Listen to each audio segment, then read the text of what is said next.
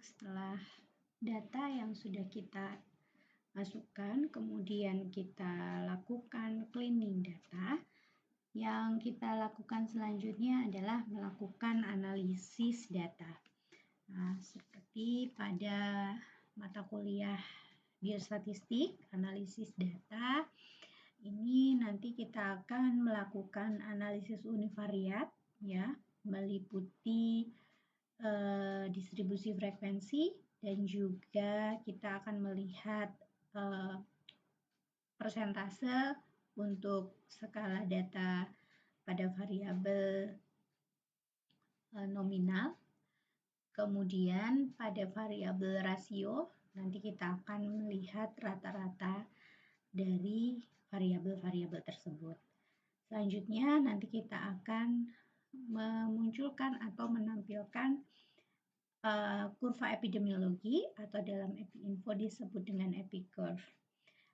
Kemudian selanjutnya kita juga akan melihat atau melakukan analisis hubungan atau analisis korelasi dengan tabel 2x2.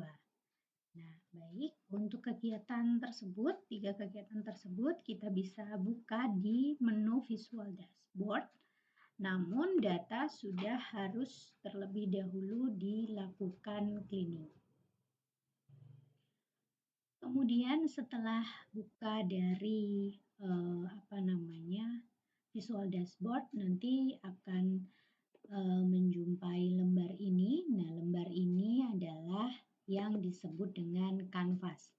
Di kanvas ini ada beberapa menu atau ada beberapa perintah yang bisa kita lakukan.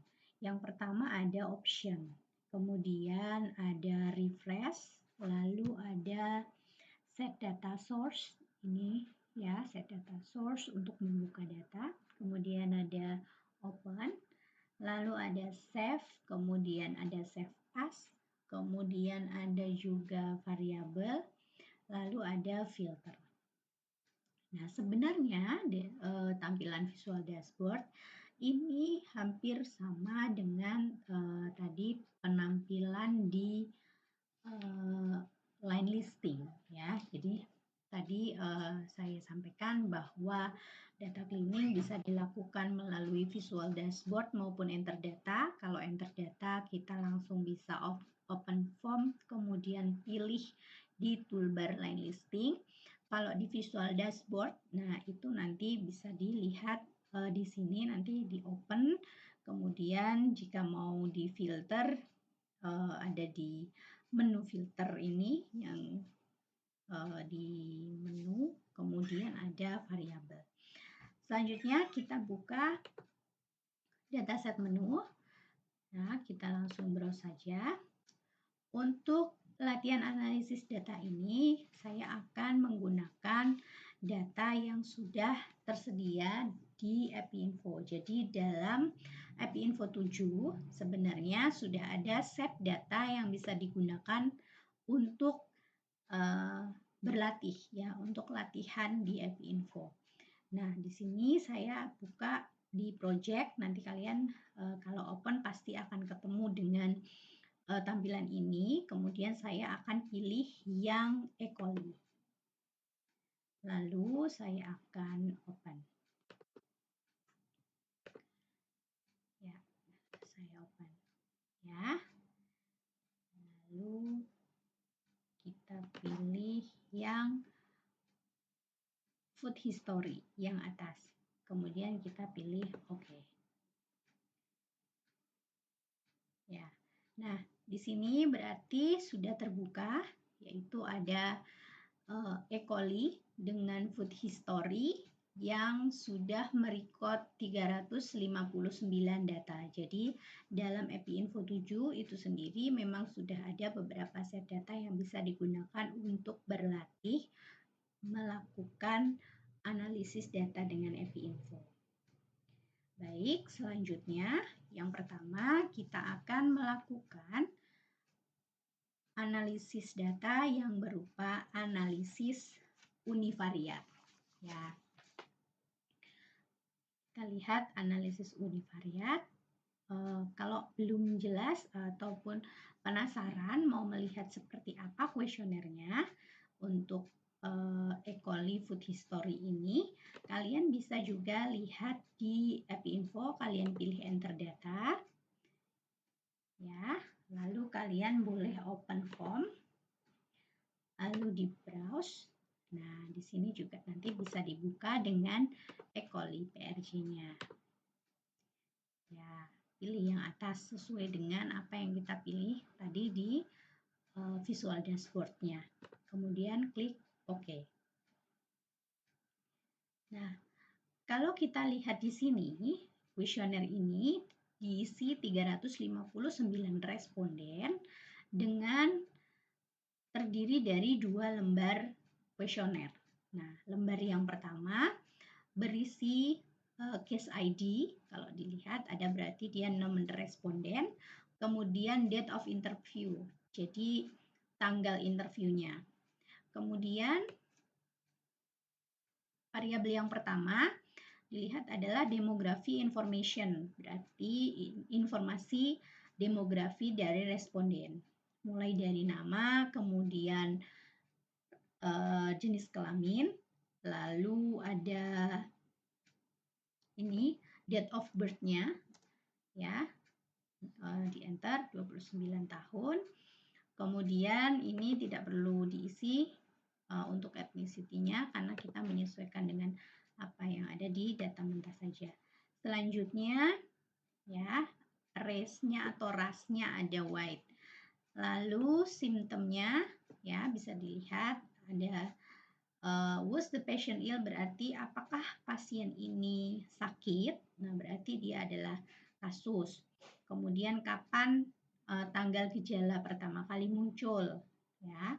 Kemudian gejala apa saja yang diderita, ini sebenarnya hampir sama dengan kuesioner yang sudah kita buat pada pertemuan sebelumnya. Kemudian ada highest fever temperature, berarti tekanan suhu badan ketika demam itu berapa. Jadi ini 104,5 derajat Fahrenheit. Kemudian jika pasien diare, berapa lama atau berapa banyak buang air besar, ya, many loose stool per day, 4 sampai 6 per hari.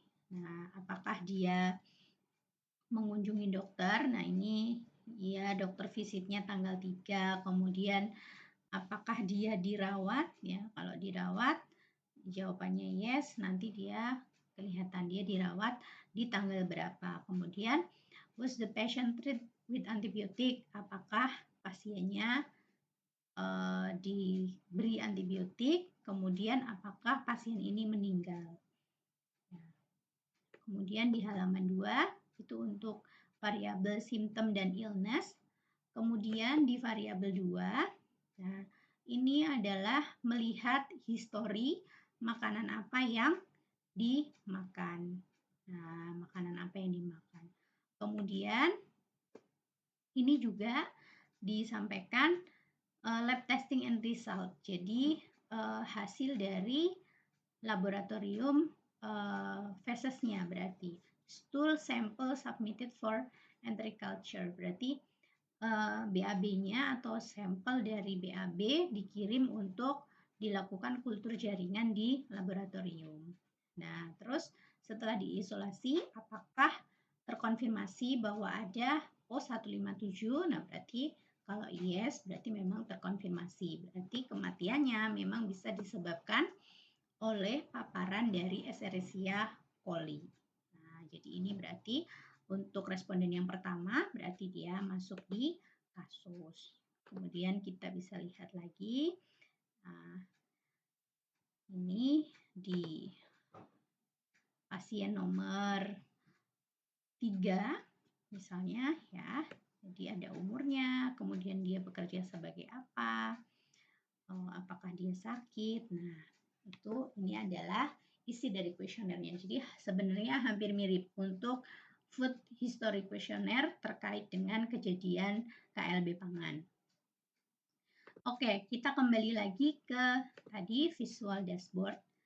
Setelah kita buka, tadi data source-nya sudah terrecord ada 359 responden. Sekarang kita mau melihat analisis univariat untuk variabel-variabel yang ada di sini. Nah, yang pertama yang kita mau lakukan adalah kita mau melihat variabel terkait berapa orang yang dia muncul gejala dan berapa orang yang tidak. Nah, dalam visual dashboard hampir seluruh perintah itu kita bisa masukkan dari sini. Jadi klik di menu option, ya, klik kiri, lalu add analysis gadget. Nah, di situ nanti akan ketemu ada frekuensi atau mean atau 2x2. Nah, jadi kita akan bergulat di add analysis gadget. Jadi tadi bisa klik di option atau bisa klik kanan di canvas. Nah, klik kanan di canvas. Bisa klik kanan di canvas di area yang putih. Lalu nanti bisa keluar juga di add analysis gadget. Oke. Selanjutnya kita pilih option atau klik kanan add analysis gadget, kita pilih frekuensi ya, karena yang mau kita lihat adalah variabel yang memiliki skala data frekuensi, berarti nominal, maaf. Berarti kita lihat frekuensinya. Nah, kalau frekuensinya berarti apa nih variabelnya? Nah, kita lihat apa saja variabel yang bisa kita lihat dari frekuensi. Berarti kita lihat di sini terkait tadi kita cek dulu di kuesionernya. Nah, ini apakah pasiennya sakit? Nah, berarti was the patient ill? Berarti kita lihat di sini illness-nya ya. Lalu ini boleh diklik ill atau tidak diklik juga boleh, kosong aja, lalu di OK. Nah, dari sini kita lihat bahwa hasilnya ternyata ada 276 orang yang sakit dan 83 orang yang tidak. Artinya ada 276 orang yang diduga keracunan dan 83 orang yang tidak. Nah, jika ingin merubah display, ini boleh sekali klik di gambar ini, gambar opens the gadget configuration panel. Jadi kita mau melakukan konfigurasi atau pengaturan untuk tabel yang ada di sini, tabel frekuensi ini. Jadi klik ini, lalu kita bisa pilih display, kemudian pilih display list label, lalu klik OK. Nah, akan kelihatan. Oke, setelah itu boleh diulangi untuk variabel-variabel lain yang memang berupa variabel dengan skala data nominal ya. Bisa kita coba lagi untuk frekuensi pada jenis kelamin.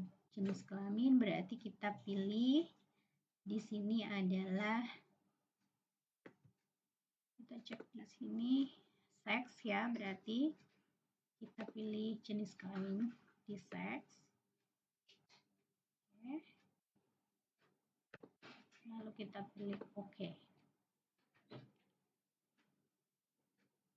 Nah,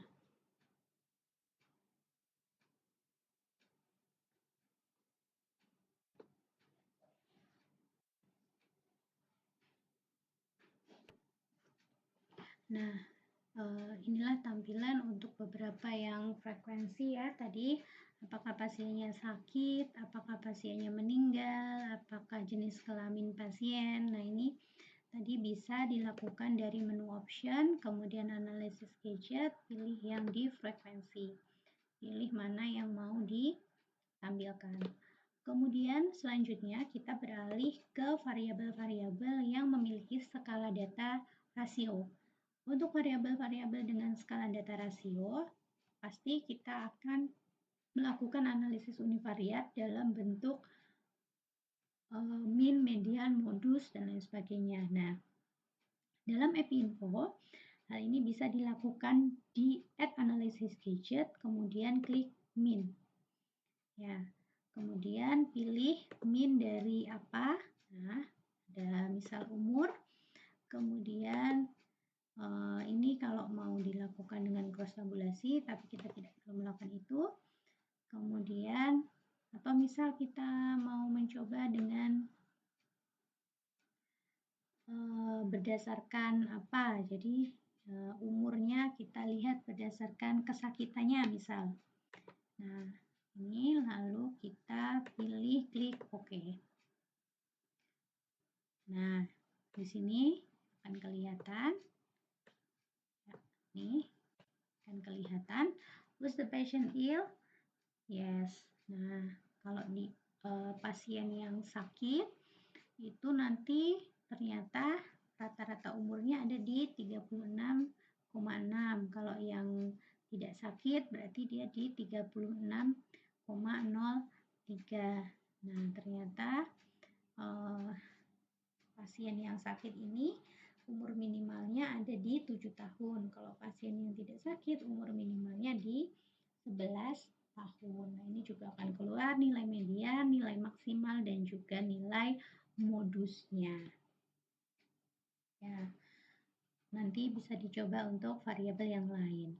Selanjutnya, kita akan menampilkan atau melihat chart untuk epi curve atau kurva epidemiologi. Teman-teman yang pernah mempelajari terkait investigasi wabah pasti sudah akrab dengan apa itu kurva epidemiologi. Kurva epidemiologi adalah kurva yang menunjukkan berapa lama masa inkubasi suatu paparan. Nah, nanti bisa untuk menentukan kira-kira paparannya ini dari bakteri atau dari virus dan bisa mengerucut ke virus apa dan kemungkinan terindikasi di makanan apa gitu. Nah, nanti kita masih sama, kita klik di option atau klik kanan, pilih di Add Analysis Gadget, lalu pilih chart. Kemudian pilih di Epi Curve Chart. Nah, nanti akan kelihatan atau akan tampil seperti ini untuk Epi Curve Chart-nya. Kemudian dipilih main variabelnya. Nah, kita pilih onset date, artinya kapan tanggal muncul gejalanya, ya. Onset date, kemudian pilih untuk weight-nya boleh dikosongi, lalu intervalnya pilih day. Kemudian untuk start value-nya, ini kita harus menyesuaikan dengan data yang ada di di enter data yang sudah ada. Jadi di sini si symptom onset date-nya. Nah, ini bisa kita lihat di line listing-nya. Untuk ngeceknya ya, kita klik di line listing ya. Nah, ini nanti akan kelihatan kapan datanya pertama kali muncul. Ini kita cek di sini. Ya, teman-teman masih ingat ya. Nah, ini onset date-nya mulai tanggal 2 ya. Mulai tanggal 2, ada yang tanggal 2, ada yang tinggal 30. Nah, ada yang missing. Nah, ini nanti dicek lagi. Banyak yang missing. Oke. Selanjutnya kita pilih aja, misal kita start value-nya tanggal 1 misal ya. Kita pilih ini aja. Nah. masukkan start value-nya ini, kemudian L value-nya kita pilih di tanggal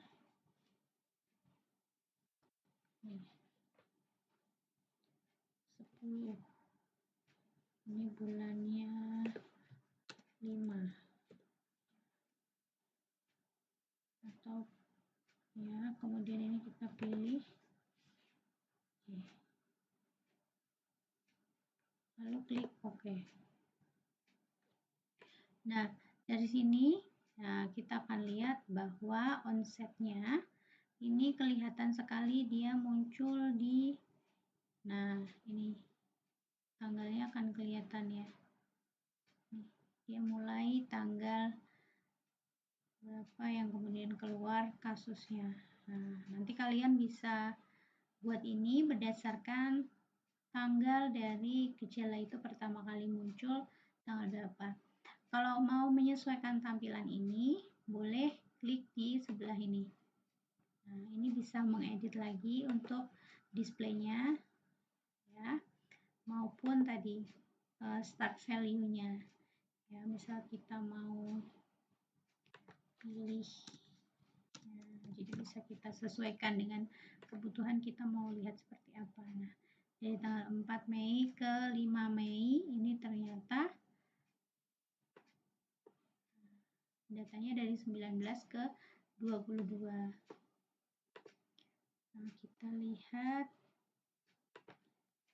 30 ya. Kita coba dari 30 April sampai ke 5 Mei. Lalu kita klik OK. Nah, di sini kelihatan.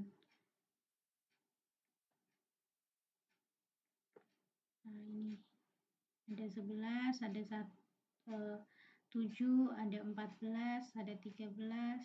Nah, ini dia akan terlihat untuk kurva epidemiologinya. Kita mau buat lagi yang lebih panjang, misal dari 25 sampai di tanggal 10 di bulan 5 misal. Nah, ini akan kelihatan lagi.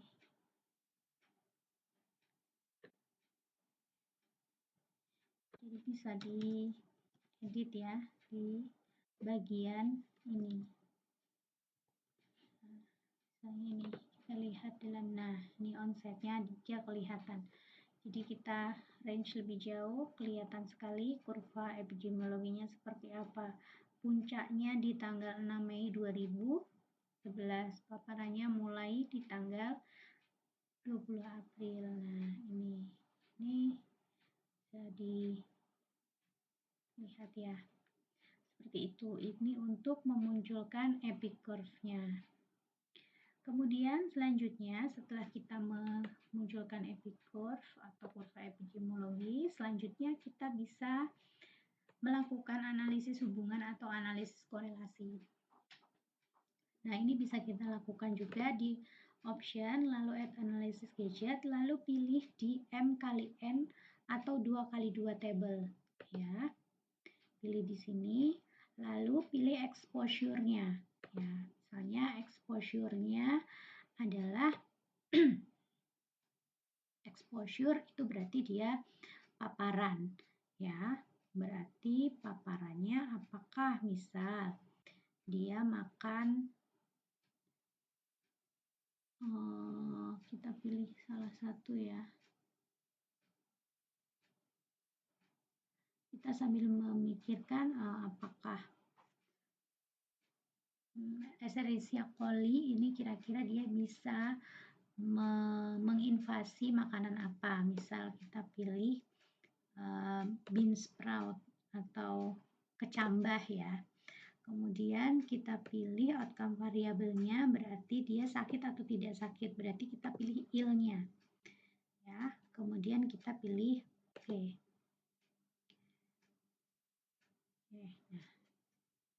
Nah, ini untuk tampilannya. Ya, untuk tampilannya seperti ini. Kita bisa bawa ke turun ke bawah, di bawah sini. Nah, kita mau melihat ada hubungan nggak konsumsi bean sprout atau konsumsi kecambah dengan kejadian keracunannya. Karena kita punya teori bahwa Escherichia coli itu bisa berkembang atau bisa berkembang biak dengan baik di dalam air. Nah, salah satu yang berhubungan atau makanan yang disajikan pertama mentah, kemudian dia ada airnya, itu biasanya ataupun dia dikembangkan di air itu kan ada bean sprout. Nah, kalau dari sini, nah memang kelihatan sekali bahwa orang yang konsumsi bean sprout, artinya dia exposure-nya yes, itu dia ternyata memang terbukti sakit. Ya, yes juga. Nah, menyenangkannya di Epi Info, dia langsung menyajikan bahwa memang di Pfizer eksaknya dia signifikan, di MID-P eksaknya dia juga signifikan. Selain itu dia juga sudah memunculkan odds ratio ataupun risk ratio. Nah, nanti sesuai dengan kebutuhan statistik apa yang mau diambil. Nah, karena kita berada di kejadian keracunan, nah biasanya yang diambil adalah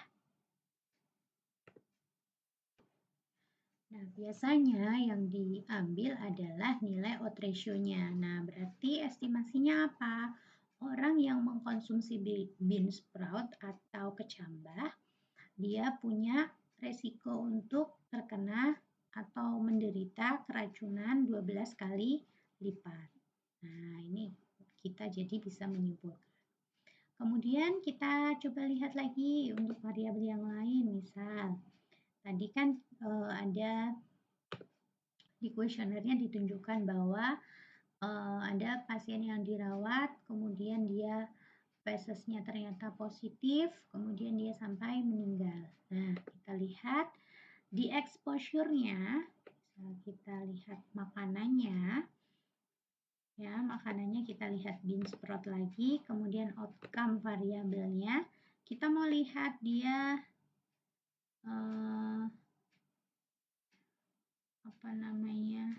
dirawat atau tidak, misal. Nah berarti dia hospitalized, dia dirawat atau tidak. Nah, kita lihat lalu kita klik OK.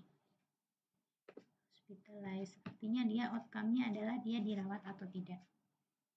Lalu kita lihat lagi. Nah, ini dia kelihatan lagi hasilnya. Nah,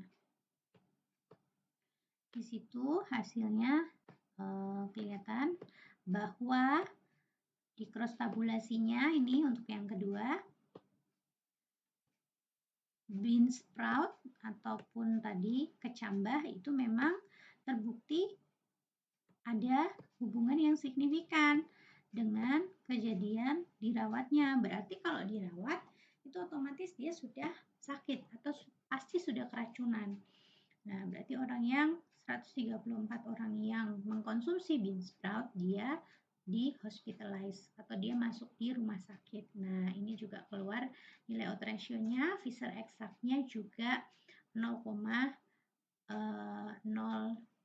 Nah, ini dilihat unexpected cell count is less than 5. Berarti kita yang dilihat ada di Pfizer eksaknya. Yo, jangan lupa ya kapan kita melihat di MID-P eksak ataupun kapan kita melihat di Pfizer eksak.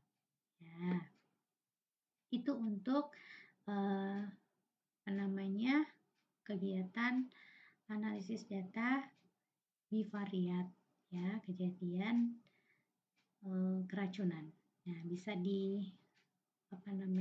dilakukan untuk variabel-variabel yang lain, bisa dicoba untuk variabel-variabel yang lain dengan memperhatikan kuesioner yang ini. Ya. Sekian.